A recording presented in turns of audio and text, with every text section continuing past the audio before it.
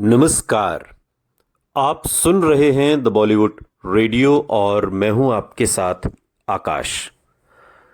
दोस्तों, आज के इस पॉडकास्ट में बात राजेश खन्ना, आशा पारेख और फिल्म कटी पतंग की होगी। और आशा पारेख के एक इंटरव्यू का एक छोटा सा हिस्सा भी आपको सुनाएंगे जिसमें वो इस फिल्म और राजेश खन्ना के साथ बीते दौर के बारे में कुछ जानकारी दे रही हैं जो हमें पसंद आएगी। राजेश खन्ना को हिंदी सिनेमा का पहला सुपरस्टार माना जाता है, ये तो हम सभी जानते हैं। और वो बॉलीवुड के उन कलाकारों में से एक माने जाते हैं जिन्होंने पर्दे पर रोमांस की एक नई डेफिनेशन को उभारा है। वो अपने दौर की लड़कियों के क्रश हुआ करते थे, ये भी हमें पता है।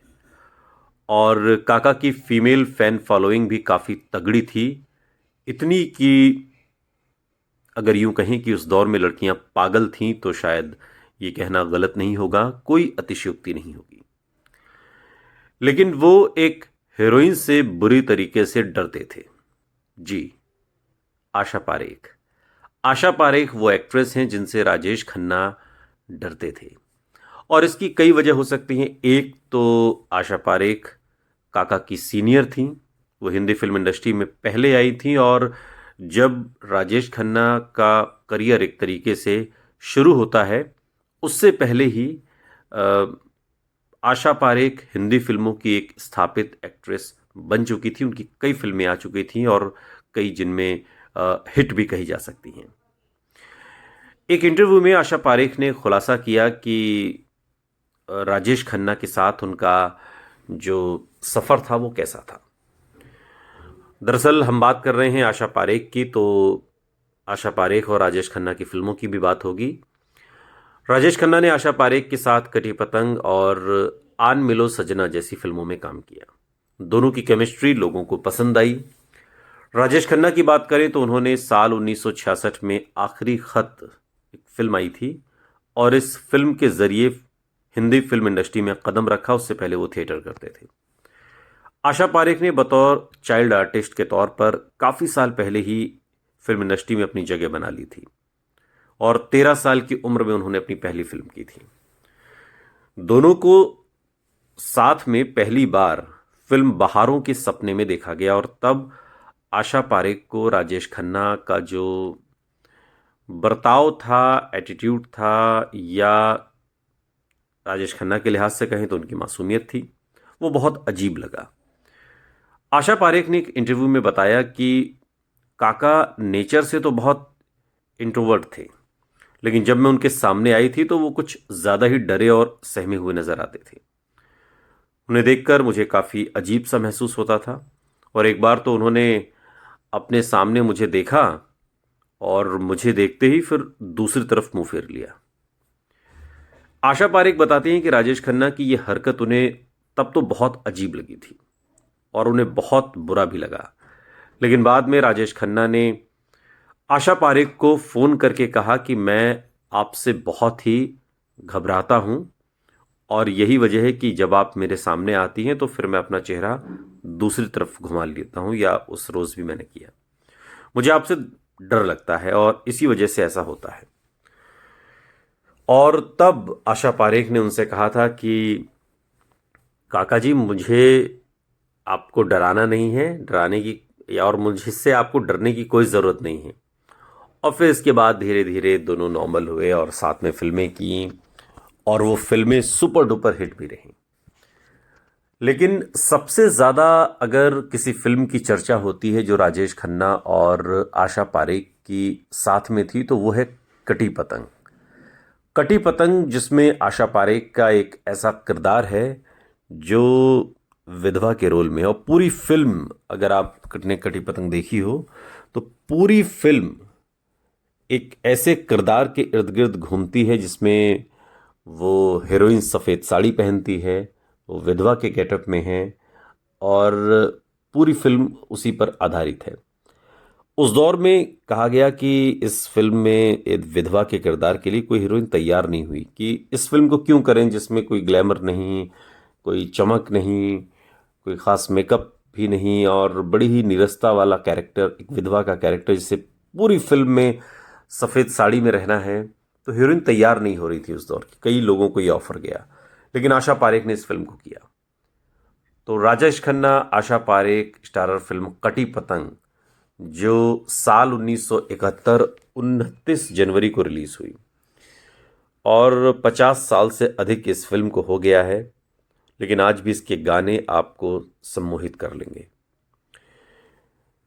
तकरीबन इस फिल्म ने 4 करोड़ रुपए का बिजनेस किया था और आप इसी से अंदाजा लगा सकते हैं कि फिल्म कितनी बड़ी सुपरहिट रही होगी।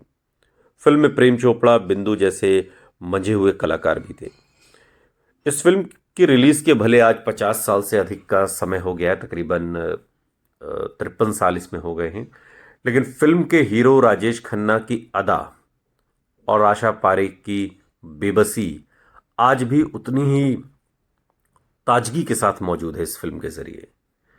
शक्ति सामंता अपनी इस फिल्म में राजेश खन्ना के साथ पहले शर्मिला टैगोर को लेना चाहते थे।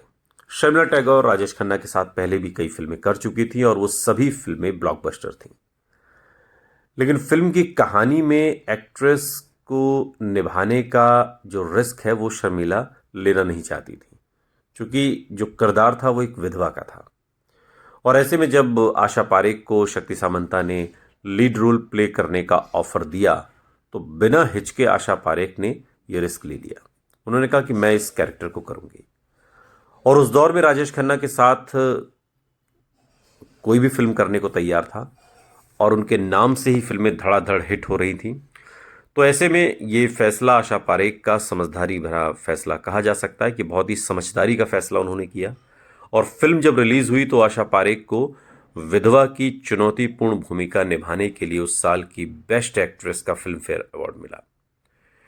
फिल्म सुप्रसिद्ध उपन्यासकार गुलशन नंदा की कहानी और उन्होंने इस फिल्म को लिखा था और इसकी कहानी हॉलीवुड की एक फिल्म है I married a dead man, और इस कहानी से इसको लिया गया, वहां से आधारित है।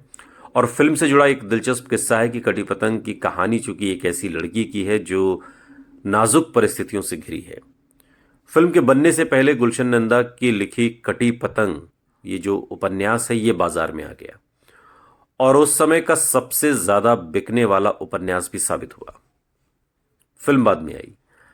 आनंद बख्शी के लिखे कटी पतंग के सारे गाने जबरदस्त हिट हुए थे और मजे की बात यह है कि इसकी ताजगी आज भी बरकरार है और आज भी अगर आप कटी पतंग का कोई भी गाना सुने तो वो आपको अपने में एक तरीके से आगोश में ले लेगा। आर डी बर्मन की बनाई धुनें आज भी संगीत प्रेमियों की लिस्ट में शामिल हैं। कटी पतंग के गाने ने बिंदु को पॉपुलर कर दिया। कैबरे डांसर बिंदु जब सिल्वर स्क्रीन पर मेरा नाम है शबनम पर थिरकी तो लोग उनके मुरीद हो गए और रातों रात हिंदी सिनेमा की मशहूर आइटम गर्ल बन गई। इस गाने को आशा भोसले ने गाया था और कटी पतंग में और भी गाने हैं, मसलन ये शाम मस्तानी या फिर प्यार दीवाना होता है मस्ताना होता है, या फिर एक मशहूर गीत है जो आशा पारेख और राजेश खन्ना पर फिल्माया गया है, जिस गली में तेरा घर ना हो बालमा, या फिर ये जो मोहब्बत है, या ना कोई उमंग है ना कोई तरंग है, ये जिंदगी है क्या कटी पतंग है, जिसका टाइटल सॉन्ग है। ये ऐसे गाने हैं जो रचे गए और जिसे जब भी सुनो, जो भी सुने, वो एकदम मोर की तरह नाच उठता है, उसका मन प्रफुल्लित हो जाता है। कटी पतंग ने ही प्रेम चोपड़ा को मशहूर विलेन बनाया।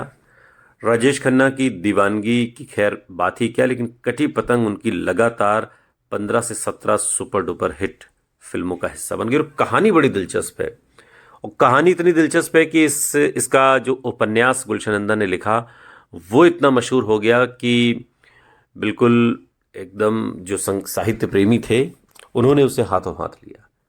कहानी है एक लड़की माधवी की, माधवी यानी कि मधु, जिसे प्यार से मधु कहते हैं, वो एक अनाथ है और अपने मामा के साथ रहती है, जो उसकी शादी किसी ऐसे व्यक्ति से तय कर देते हैं जिसे वो जानती नहीं। और कैलाश के प्रति अपने प्यार में अंधी होकर वो शादी के दिन भाग जाती है। मधु के किरदार में आशा पारेख हैं और कैलाश के किरदार में प्रेम चोपड़ा। और लेकिन कैलाश का एक दूसरी महिला शबनम के साथ प्रेम प्रसंग है। दिल टूटा और निराश होकर वो अपने मामा के पास लौटती है, जिसने अपमान की वजह से, क्योंकि बेटी शादी से पहले भाग जाती है, आत्महत्या कर ली, खुदकुशी कर ली। और ये महसूस करते हुए कि उसके जीवन में अब कोई नहीं है, माधवी शहर छोड़ने और कहीं और जाने का फैसला करती है। वो अपनी बचपन की दोस्त पूनम से मिलती है, जो उसे एक दुर्घटना में पति की असामयिक मौत के बारे में बताती है और कहती है कि वो अपने बेटे मुन्ना के साथ अपने ससुराल वालों के पास रहने के लिए जा रही है, और जिनसे वो पहले कभी आज तक मिली नहीं। पूनम मधु को अपने साथ चलने के लिए मजबूर करती है, क्योंकि उसकी दुर्दशा काफ़ी दयनीय है। रास्ते में पूनम और मधु एक दूसरे से मिलते हैं, लेकिन ट्रेन पटरी से उतर जाती है, एक हादसा हो जाता है। दोनों नैनीताल जा रहे होते हैं, पूनम की जहाँ ससुराल है, और सरकारी अस्पताल में भर्ती हो जाते हैं। पूनम अपने अंग खो चुकी है, पैर उसके कट गए हैं।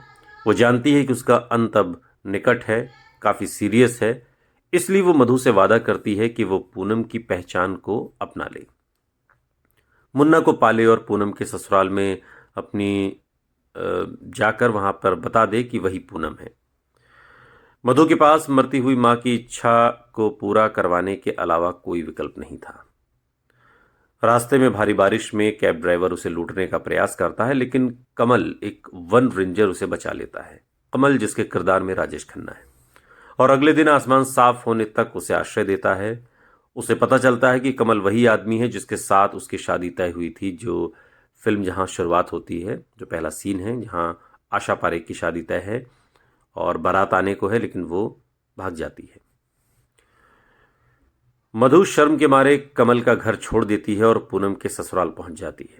उसके ससुर दीनानाथ और सास उसे स्वीकार कर लेते हैं और उसे वहीं पर रहने देते हैं। वो रिटायर्ड एसडीएम है। कमल दीनानाथ के सबसे अच्छे दोस्त का बेटा होने की वजह से घर आता जाता रहता है, और जल्दी ही उसे एहसास हो जाता है कि वो पूनम से प्यार करने लगा है। लेकिन मधु की बदकिस्मती कैलाश को दीनानाथ के घर ले आती है। वो उसके पैसे के पीछे है और मधु की पहचान उजागर करने के बहुत करीब है। सफल होने के लिए वो घर के सभी सदस्यों को प्रभावित करता है, लेकिन पूनम उससे नाराज हो जाती है। दीनानाथ को जल्दी ही पूनम की असली पहचान का पता चल जाता है और वो सच्चाई पूछता है। और जब उसे पता चलता है कि मामला क्या है, तो वो माधवी को स्वीकार कर लेता है और उसे दीनानाथ की संपत्ति का संरक्षक बना देता है, जो मुन्ना को विरासत में मिलेगी। और उस रात दीनानाथ को कैलाश द्वारा जहर दे दिया जाता है। श्रीमती दीनानाथ पूनम पर जो कुछ हुआ उसके लिए आरोप लगाती है और उसे जेल में डाल दिया जाता है। कहानी यहां से आगे बढ़ती है और अब शबनम, यानी कि जो कैलाश की गर्लफ्रेंड है, वो दीनानाथ के जीवन में प्रवेश करती है, घर में प्रवेश करती है और दावा करती है कि वही असली पूनम है। श्रीमती दीनानाथ गुस्से से उसे दूर भेज देती हैं और कोई कहानी नहीं सुनना चाहती, ये कह देती हैं। कमल को सच्चाई पता चलने पर मधु से नफरत हो जाती है। हालांकि आखिरकार उसे सच्चाई का पता चलता है और वो शबनम और कैलाश को उसके बुरे इरादों के लिए गिरफ्तार करवा देता है और माधवी को रिहा।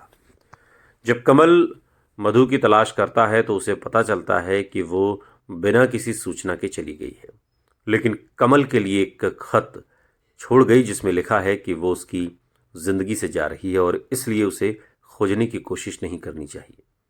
कमल उसे खोजना शुरू करता है और उसे एक चट्टान से कूदने की कोशिश करते हुए पाता है और एक गाना गाकर उसे रोक लेता है और फिर दोनों गले मिल जाते हैं।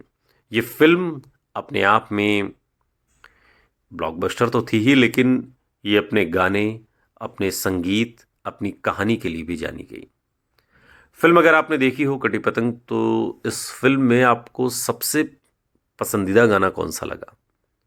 मुझे तो लगा जिस गली में तेरा घर ना हो बालमा। सुनते रहिए द बॉलीवुड रेडियो, सुनता है सारा इंडिया।